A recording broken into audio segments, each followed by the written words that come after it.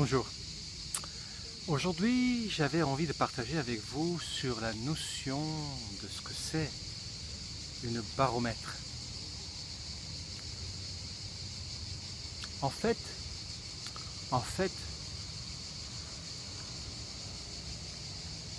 imaginez-vous que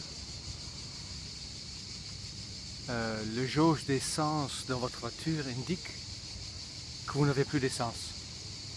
Qu'est-ce que vous faites? Vous tapez sur la jauge ou vous allez faire le plein? C'est un peu bête comme question, n'est-ce pas? Ou imagine que le thermomètre dans votre pièce indique qu'il fait trop chaud dans votre chambre. Qu'est-ce que vous allez faire? Baisser le chauffage ou triturer le thermomètre? Aussi bête, n'est-ce pas? Pour moi, dans cette vie, nous sommes tout le temps en train de triturer le baromètre. Dans la notion de la cohérence avec l'unité. Nous sommes tout le temps en train d'essayer de changer ce qui est autour de nous. De faire disparaître nos maladies, de changer de partenaire, de vouloir changer de métier, de vouloir changer de lieu. Tout à fait logique. En tout cas, si ça ne nous convient pas. Mais pour moi, si nous sommes tous un, ça veut dire que nous sommes tous un seul énergie. Ça veut dire que nous sommes tous ensemble créateurs de ce que nous percevons, Et ce que nous percevons n'existe pas réellement. Juste pour revenir un peu en arrière, ce que nous percevons, c'est en fait un agencement énergétique, une vibration qui se propage sur une certaine longueur d'onde, en général entre l'infrarouge et l'ultraviolet, qui est perçue par nos sens. Nos sens ne voient pas ce que nous pensons voir. Nos oreilles n'entendent pas de son. Nos oreilles entendent des vibrations, captent des vibrations. Et ces vibrations sont amenées au cerveau, et le cerveau le traduit en son. Et pareil pour ce qui est en face de nous. Il y a juste de l'énergie agencée d'une certaine manière qui fait que son agencement vibratoire est capté par mes sens, que je l'amène dans mon cerveau, et dans mon cerveau j'en fais une image. Et entre le son, l'image, l'odeur, le goût et le toucher, j'ai bien l'impression que c'est très réaliste. Si au début de ma vie, dans cette mise en scène, avait été accompagné par mes parents d'une manière qu'elles ne mettent pas des mots sur ce que je percevais, peut-être aujourd'hui ma réalité serait tout autre. Mais c'est comme si, dans l'unité que nous sommes, quand nous sommes tout petits, une vibration captée par plusieurs aspects de moi-même, donc par mes parents, par les voisins, par des amis, et captée, traduit, et ensuite nommé. Et le fait de le nommer fait utiliser ce fameux verbe être. C'est un arbre, c'est un vélo, je suis un homme. Et à partir du moment que je nommais la chose que je captais, ça devient en fait la réalité dont je suis persuadé qu'elle est telle que je le vois. Autrement dit, à la base, j'apprends peut-être minime au début, mais j'apprends une réalité. Et cette réalité, je le reproduis puisque je le perçois, je le nomme, et ainsi de suite. Et je peux très bien m'imaginer que de petits enfants, tout petits, j'essaie de me souvenir quand j'étais moi-même tout petit, et c'est vrai que je peux m'imaginer que de petits enfants peuvent facilement vivre dans le faire comme si, parce que peut-être pas tout est encore nommé. Parce qu'au début on nomme, et au fur et à mesure qu'on grandit, peut-être ce qu'on nomme, peut-être on le fige.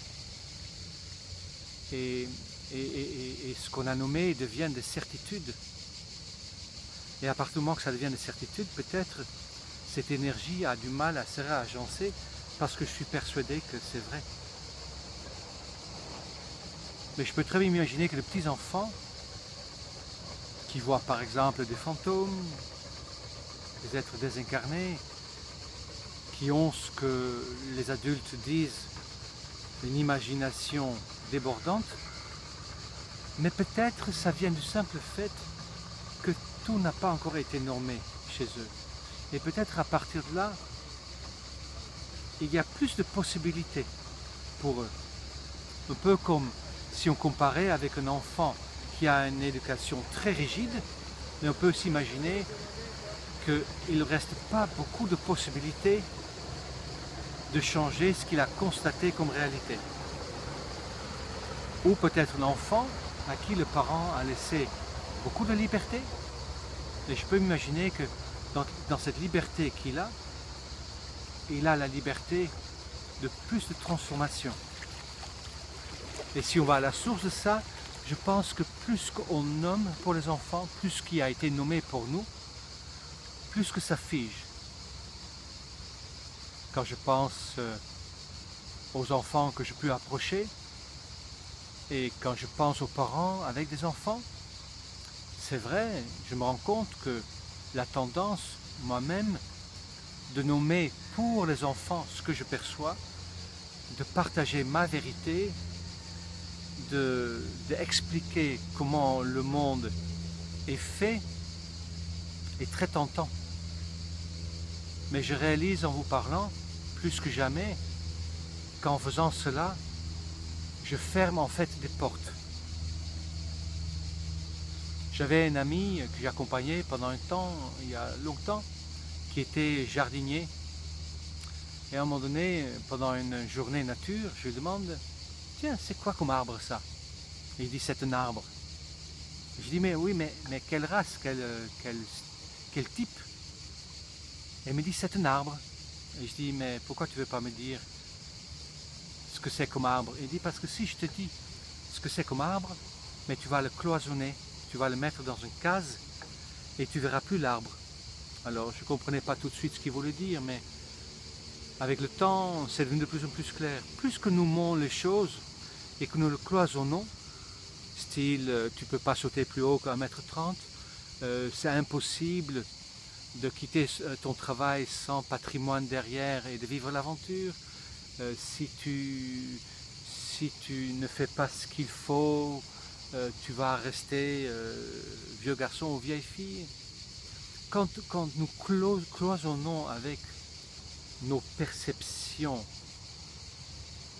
si nous cloisonnons l'autre avec nos perceptions, si nous nous faisons cloisonner par ceux qui sont autour de nous, mais en fait, nous sortons doucement de ce qu'on peut appeler le plein potentiel.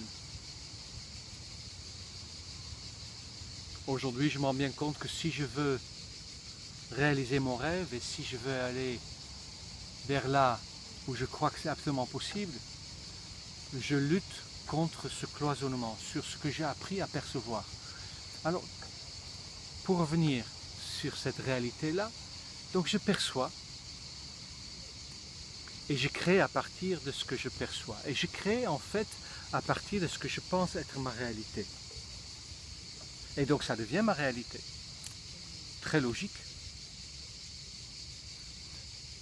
Et la réalité telle que je le crée, elle me permet deux choses. Elle me permet d'une part de voir la réalité en face et de constater où j'en suis dans mon cheminement de mon être personnel, de mon ego. Et de l'autre côté, elle me permet de choisir quand le choix se propose.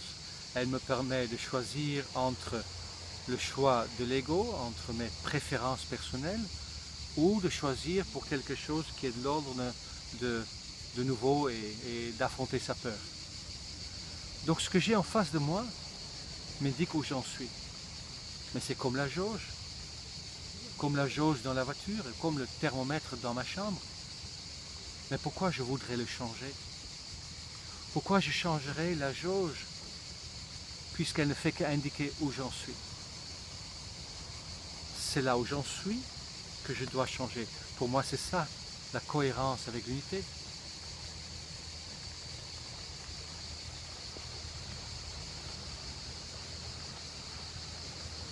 C'est pas simple.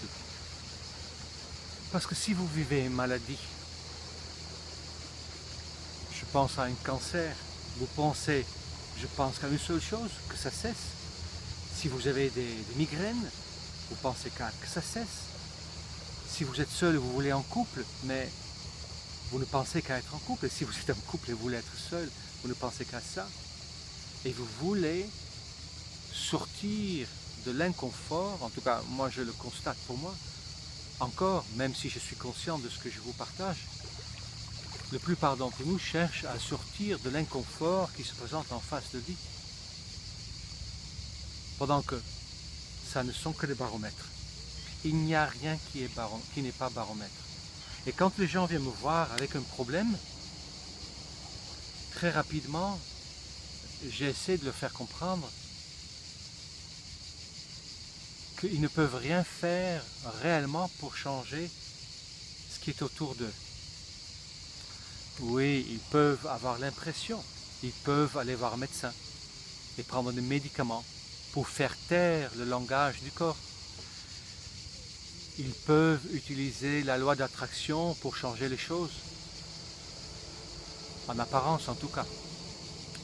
Ils peuvent travailler sur les énergies, utiliser le EFT. On peut faire plein de choses pour juste que ça change. Pour moi, c'est une manière de faire taire Dieu. Il n'y a que le moment, à mon avis, où je suis censé de faire ça. C'est quand et c'est un peu mon cas aujourd'hui, quand les projections, le miroir me dit « Maintenant, envole-toi sur ta propre puissance. Envole-toi, utilise tout ce que tu connais. » Si la projection me le dit, je le fais. En tout cas, j'espère que j'écoute bien la vie et que ce n'est pas mon ego qui se leurre. Parce que vous voyez, l'ego est très intelligent et il peut interpréter ce qui lui arrive comme bon lui semble. Aujourd'hui, j'ai l'impression effectivement que la vie me dit « Vas-y, la femme ne t'arrêtera plus, ta mère en quelque sorte, et le père absent ne t'empêche plus. Alors envole-toi. Et envole-toi de manière non égotique. En tout cas, fais de ton mieux. C'est-à-dire que j'ai un rêve, mais je peux le mettre en place de plusieurs manières. Alors je choisis d'être un peu fou et de le faire de l'intérieur. Oui, peut-être je triche un petit peu. Je fais tout avec l'EFT juste pour me sentir bien. Pour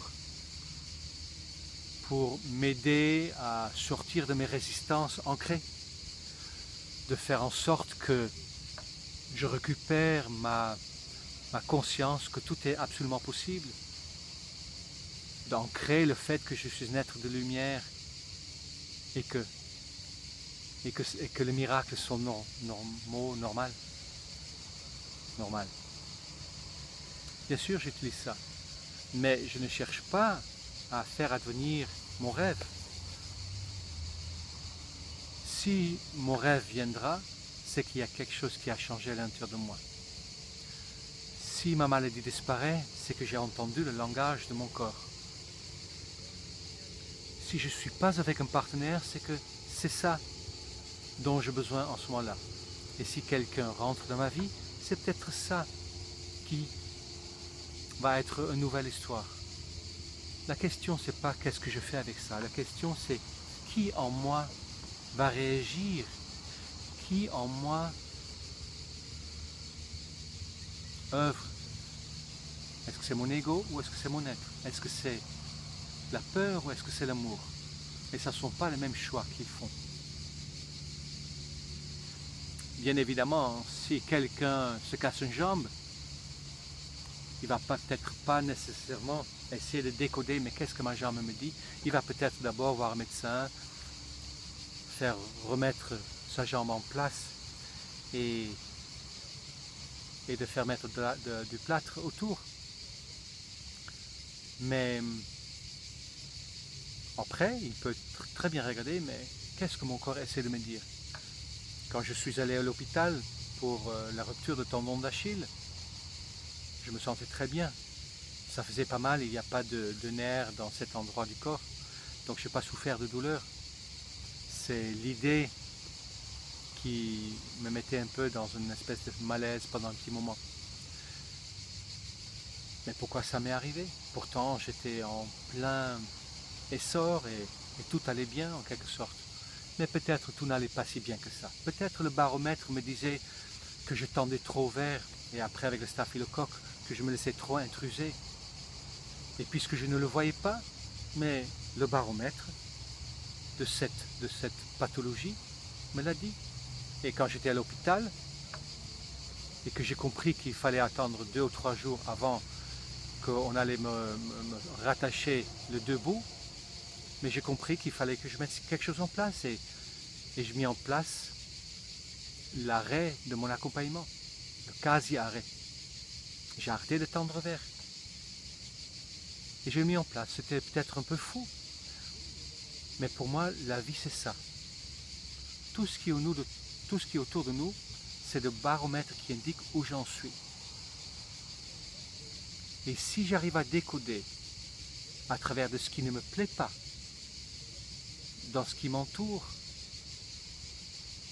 à quoi ça me renvoie, à ce que ça m'invite à changer en moi, mais dans ce cas-là, je cherche juste à le changer. Et dans ce cas-là, c'est logique que si à l'intérieur quelque chose change, dans ce cas-là, l'extérieur change et le baromètre change. Et si le baromètre ne change pas, ça veut dire que je n'ai pas changé la bonne chose. Ça a l'air dur de dire ça. Mais pour moi, nous sommes tous faits pour être profondément heureux et épanouis. Nous ne sommes pas faits pour bosser, pour aller au boulot, je dirais presque d'aller au boulet. Nous ne sommes pas faits pour ça. Nous sommes faits pour savourer l'héritage divin qui est fait pour nous et de profiter de la vie. Et tout le baromètre indique en général que c'est ça que nous ne sommes pas capables de faire. Et c'est donc une invitation. Chaque baromètre nous invite à être un peu plus libre, un peu mieux avec soi-même, un peu mieux avec la vie, et de transformer ce qui m'empêche d'être libre, de changer en moi la croyance, l'habitude, l'attitude, le comportement qui m'empêche d'aller vers mon plein potentiel. Voilà, c'est ce que je voulais partager avec vous. Et ça commence peut-être avec un changement de paradigme, la conviction que nous sommes pure énergie et qu'absolument tout est possible. Absolument tout est possible. Il n'y a rien qui n'est impossible. Sauf si je le pense. Si je pense que c'est impossible, ça ne se fera pas. Thomas, qui voulait voir avant de croire, était le phénomène d'exemple de ça. Il suffit d'inverser la chose. Croire pour le voir. Voilà le baromètre. C'était ce que je voulais partager avec vous aujourd'hui. Je vous souhaite une très très belle journée. À très bientôt.